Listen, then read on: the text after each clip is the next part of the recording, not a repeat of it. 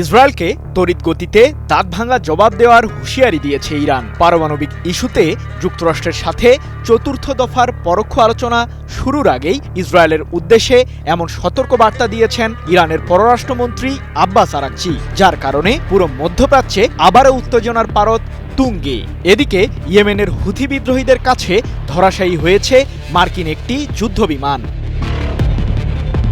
লোহিত সাগরে ইসরায়েলের পণ্যবাহী জাহাজগুলোকে লক্ষ্য করে ক্ষেপণাস্ত্র হামলা চালানোর হুমকি দেয় ইরান সমর্থিত ইয়েমেনের হুথিরা। এরই জেরে গত মার্চে ইয়েমেন জুড়ে মার্কিন কেন্দ্রীয় কমান্ডকে হামলা চালানোর নির্দেশ দেন যুক্তরাষ্ট্রের প্রেসিডেন্ট ডোনাল্ড ট্রাম্প, যা এখনও চলমান রয়েছে। চলতি মাসের শুরুতে মধ্যপ্রাচ্যে নিজেদের সামরিক বলয় আরও শক্তিশালী করতে মার্কিন বহরে যোগ দেয় ইউএসএস কার্ল ভিনসন নামের আরেকটি বিমানবাহী রণতরী। মূলত অঞ্চলটিতে হুথিদের দাপট কমানো এবং ইরানকে ভয় দেখাতে ইউএসএস হ্যারি এস ট্রুম্যানের সাথে যুদ্ধে যোগ দিয়েছে কার্ল ভিনসন।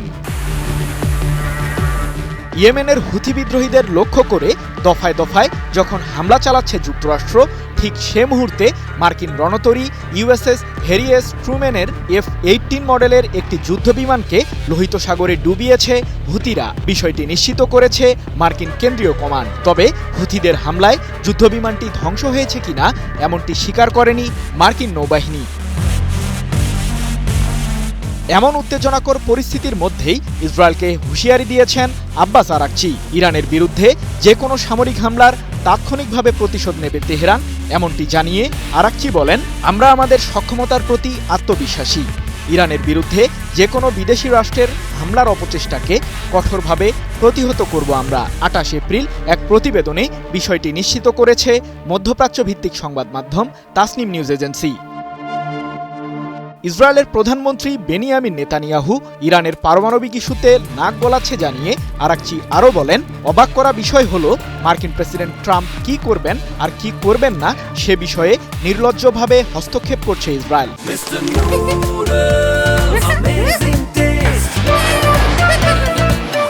তবে ইরান কি করতে পারে সেটা নেতানিয়াহু ভাবতেও পারবেন না।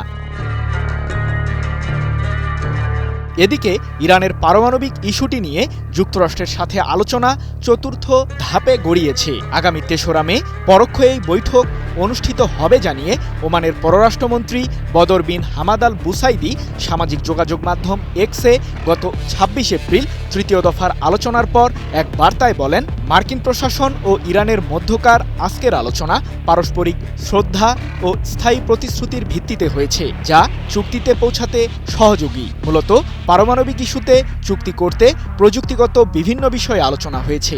আগামী ৩রা মে আরও একটি উচ্চ পর্যায়ের বৈঠক অনুষ্ঠিত হবে। তবে চতুর্থ দফার আলোচনার স্থান নিয়ে কোনো তথ্য জানাননি ওমানের পররাষ্ট্রমন্ত্রী। ইরান ও যুক্তরাষ্ট্রের মাঝে পরোক্ষ এই আলোচনায় প্রথম দিক থেকেই মধ্যস্থতাকারীর ভূমিকা পালন করে আসছেন ওমানের পররাষ্ট্রমন্ত্রী বুসাইদি। এর আগে মার্কিন প্রশাসনের সাথে ইরান পারমাণবিক ইস্যুটি নিয়ে সমঝোতায় না আসলে তেহরান জুড়ে বোমা হামলা চালানোর হুমকি দেন প্রেসিডেন্ট ট্রাম্প। এরপরই পরোক্ষ আলোচনার দুয়ার উন্মোচিত হয়। সৃজন মাহমুদ, নিউজ 24।